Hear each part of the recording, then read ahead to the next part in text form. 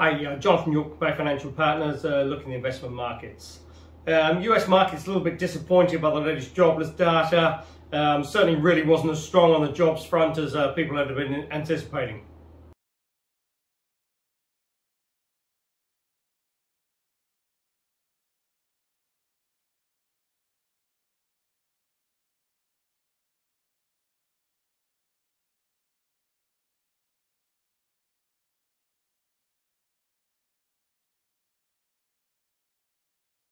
When you add that as well to the sort of ongoing sort of worries about inflation, it's really going to be pretty interesting to see how the US sort of trades over the next sort of 2 to 3 months into year end.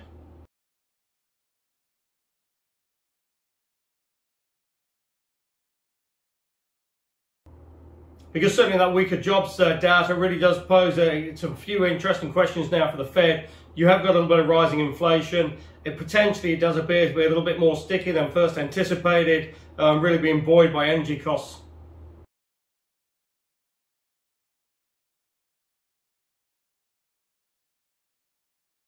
Now, if that is the case, and the Fed's placed a little bit of a tricky situation, really trying to take away the sort of support for the economy in terms of sort of the quantitative easing and the asset purchasing all the time while rates are still rising.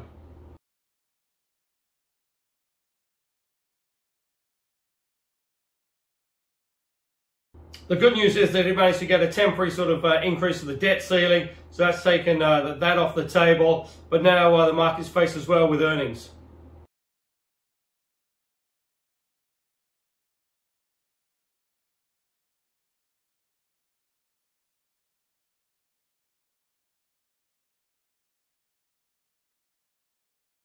And certainly this earnings season could be quite interesting because, given the weakness you've seen in the last sort of month or so, some of that sort of expectations now have been sort of ratcheted down a little bit.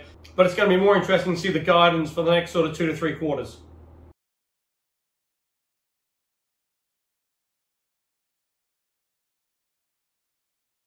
Because certainly overall September wasn't a great month. S&P was down around 5%.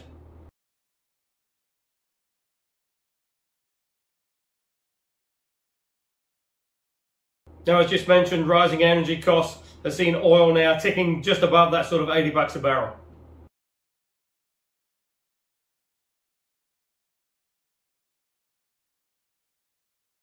And the situation has been helped by OPEC coming out and saying they're not going to increase supply.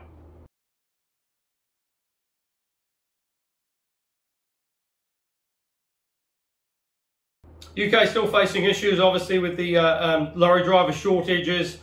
Still having a few issues with sort of fuel, and that's not being helped as well by obviously the rising costs, but also as well some of the other supply chains now in terms of food and other supplies now are starting to get a little bit sort of scarce, and obviously hasn't been helped by panic buying.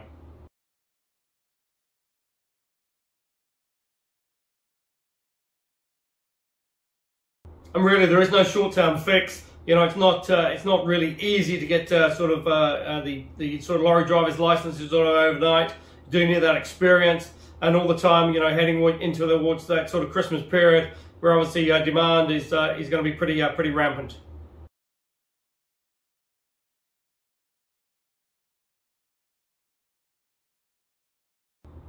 Now, added to that as well, you've got the flu season coming in, and this is the first time you're going to see the flu with the COVID virus as well. So it's just going to be very interesting to see how the UK sort of copes, and more importantly, the health system.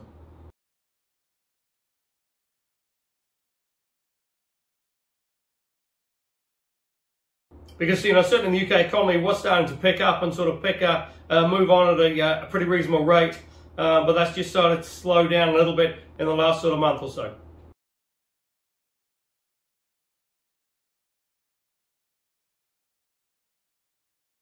Likewise, Europe as well, obviously heading into that Northern Hemisphere winter, so it's going to be interesting to see how the COVID pandemic does sort of pan out. And some pushback to sort of COVID passports. And it's just going to be interesting to see how that does sort of play through, because certainly for the big sort of mass events, sporting events, music concerts, etc., really the sort of COVID passport is really the only way to go.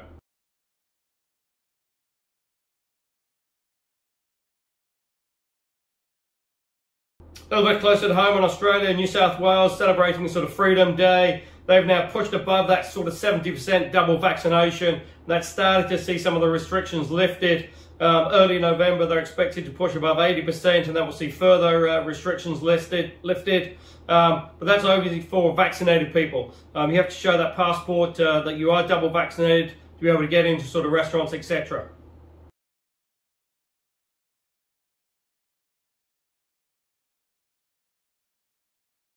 Now that certainly should have a pretty major boost for the Australian economy, because certainly sort of third quarter, really again has been pretty poor and pretty weak on the back of these sort of lockdowns. But as the economies are starting to reopen now, that should really give a pretty big boost.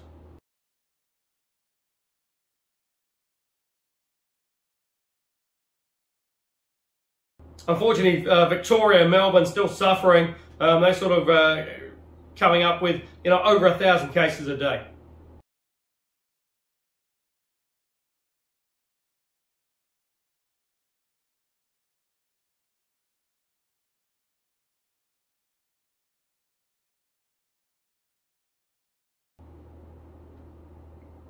But again, that vaccine rollout is sort of pushing through, and they're expected to be above sort of 70% early November, and that will start to see some of these restrictions eased.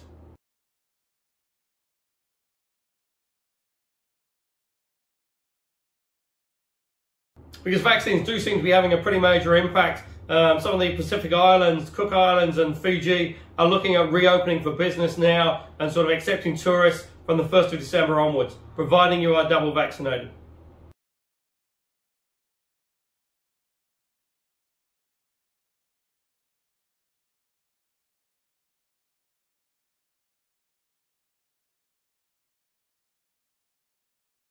That obviously has a pretty major boost for their economies, but also as well for sort of the Australian economy as well. If you're starting to sort of open up the borders, that has a pretty major impact.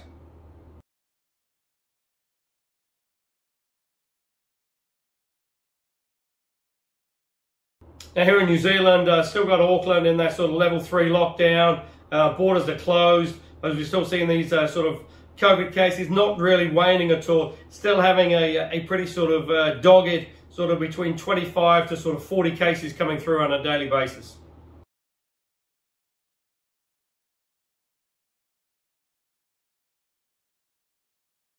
And obviously hasn't been helped by sort of non-compliance of certain people who have been breaking borders, etc.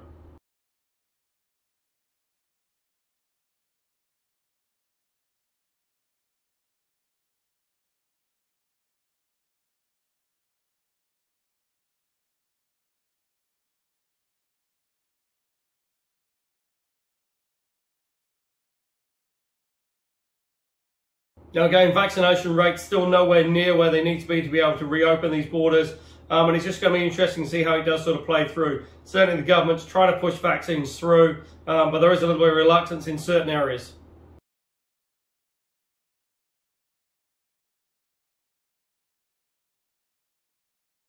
And that's obviously hitting home in the data.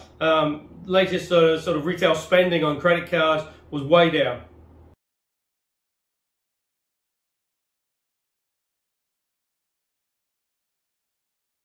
Also, we saw the Reserve Bank increase rates at the last meeting from 0.25 to 0.5, and now the discussion is how much higher they do go. Looking potentially at sort of end of 2022, I'm seeing an OCR of around 1.5%.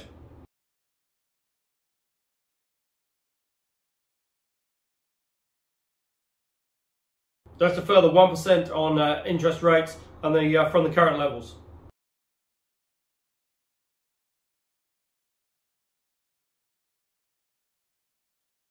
But again, it's going to be a pretty interesting balancing act because, at present, unlike the last lockdown when we came out, there was a really big sort of boost to the economy, a lot of pent-up demand, a lot of spending out there. But, certainly at the moment, that sort of data doesn't really indicate that's happening again here.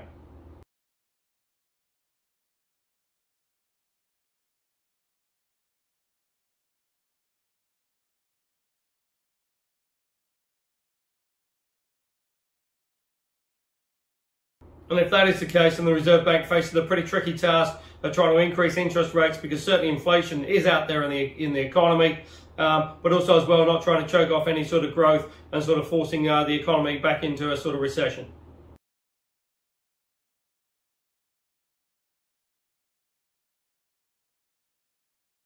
A little bit of M&A activity out there. Z Energy looking at being purchased, and that's going to be interesting to see how the M&A activity whether it does sort of pick up towards year end.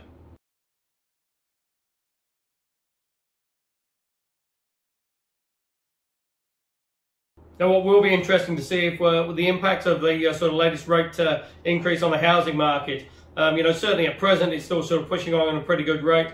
But there are some sort of signs that maybe a few more houses are sort of coming back onto the market now, because that was really the issue. There was really a lack of supply for buyers out there.